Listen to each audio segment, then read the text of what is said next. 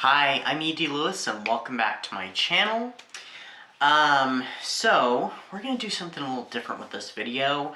I decided to push back any more reviews for the month, which this is the last video for the month, and I decided to do something different.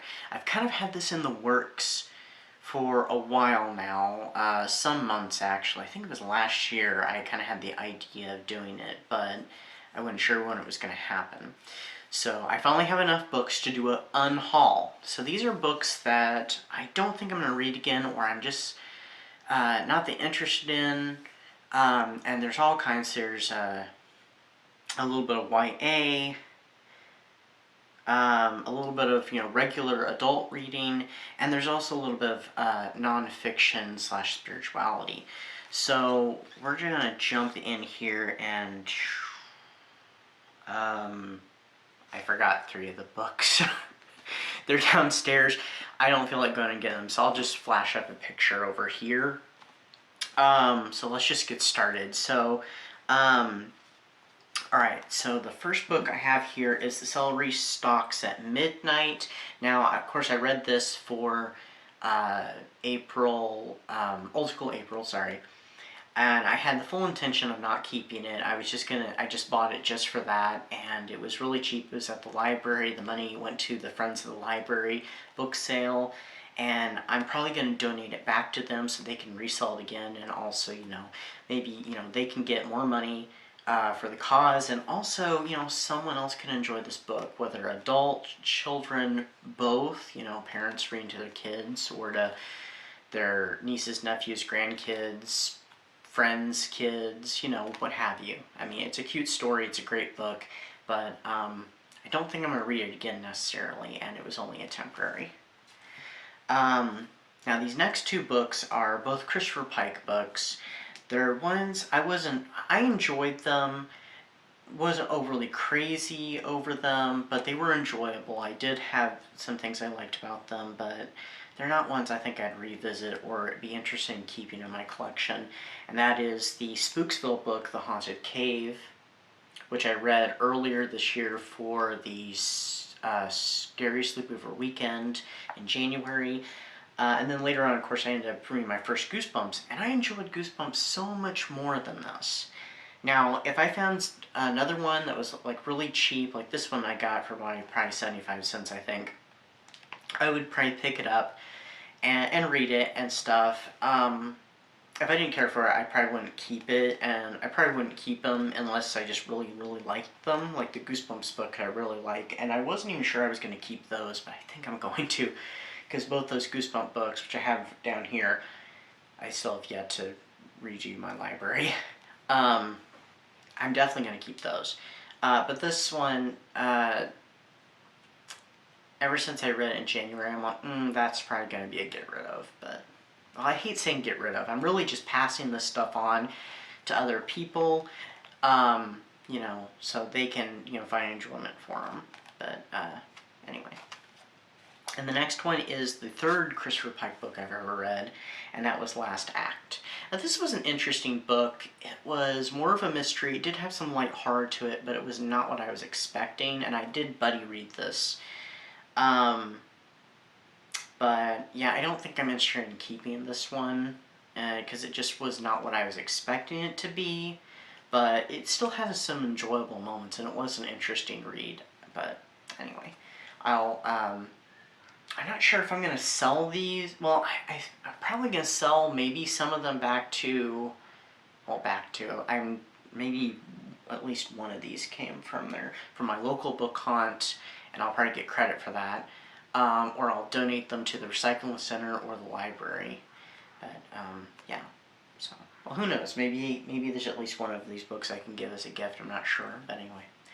But, yeah, I'm not going to keep this one. Now, like Midnight Club, which is one I'm not planning on reading ever again, I am keeping that one for my collection, and also I may read some of the stories that the characters tell each other, but not the book in its entirety.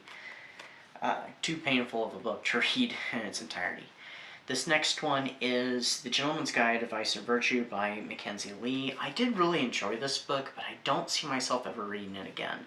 Now, if I ever change my mind and want to, I know the library has it, and it's a pretty popular book, so the library will probably continue to have it. But, and it was very much like a Mary Stuart book, as it had kind of that travel across Europe, that gothic thriller feel to it, and then it had some extra stuff thrown in, like alchemy thrown in, and you know, it was an interesting book, and it was kind of a quite a ride. But I don't see myself probably ever rereading it necessarily, but you know, who knows. And then the three that I accidentally left downstairs is Tales of the Haunted Deep, which I recently read for Old School April, and that book really surprised me. It had some really interesting things in it. It was one I wasn't really planning on keeping. I bought it years and years ago at library book sale, one of the bigger book sales before they had the everyday one. And it was just one I'd never read, and I thought, you know what, I could go ahead and read that and knock that out, so then I'd feel better about getting rid of it, because I don't really like to get rid of books I haven't read. It did have some interesting things in it, and it gave me another thing I want to see when I visit Salem, whenever that'll ever be, because I really want to visit Salem one of these days. And it's the Blackbeard skull. If it's still there, if they still have it at that museum in Salem, I'd very much like to see, you know, go see it, and the other things in the museum too. But it was an interesting children's book about ghost stories and stories about sea monsters and stuff like that. And then I also have this Agatha Christie book. Now, I haven't read this one, but I have another copy of it in a big hardback bind-up that's got several Agatha Christie mysteries in it. I haven't read this one, but I'm hoping to read it someday. So I was like, I don't need 2 copies of this one. Some books I'm okay with having multiple copies, like Dark Shadows books and stuff like that. But this, I just like, nah, I don't need 2 copies. I'm gonna get rid of this copy. So, or I'm gonna pass this copy on and unhaul it. I hate saying get rid of. And then the third book that's downstairs is the first Sookie Stackhouse book. Now, I have a few of those books, as you can see behind me. Here's one, and there's one that's kind of fallen back a little bit, and I have a hardback one. These ones I got really cheap and stuff, and I haven't read, I think, any of these ones except for the first one before.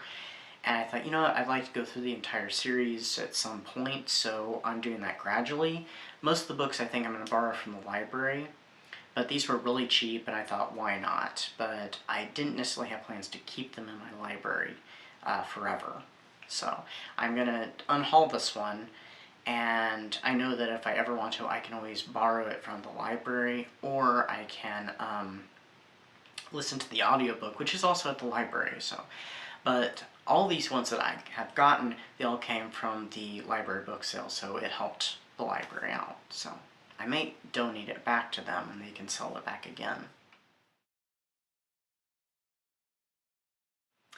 And then I have a couple spiritual books here. And these were back from when I was going through my spiritual exploration of different areas. And I have all kinds of books on spirituality and different religions. But these ones I've decided I'm going to pass on and unhaul. I don't necessarily follow the beliefs of these books necessarily, but they did have an interest for me for exploring, and they were kind of more esoteric ideas. I actually follow Wicca, but I do have some beliefs that I share with different religions. I'm very eclectic. But these books I don't necessarily agree with, or at least agree with certain aspects that are talked about in said books. So the first book of these two is The Mystical Life of Jesus, An Uncommon Perspective on the Life of Christ by Sylvia Browne. And then the second book here is Mary Magdalene and the Divine Feminine by Elizabeth Clare Prophet. It was an interesting book, but I had some issues with the Gnosticism stuff in this book. But it was an interesting book nonetheless. So those are the books that I'm unhauling. I'm not sure which ones I'm going to sell to my local book haunt, and I'm not sure which ones I'm going to donate to, wherever I'm going to donate. There may be even one or two that I may give away as gifts, actually. I'm not sure yet, but anyway. So that's, I think, a total of 9 books, I think. So anyway, I hope everybody had a great May, and we're looking forward to June. I'm going to have some Pride Month reviews coming up and some stuff, so stay safe, stay spooky, and until next time,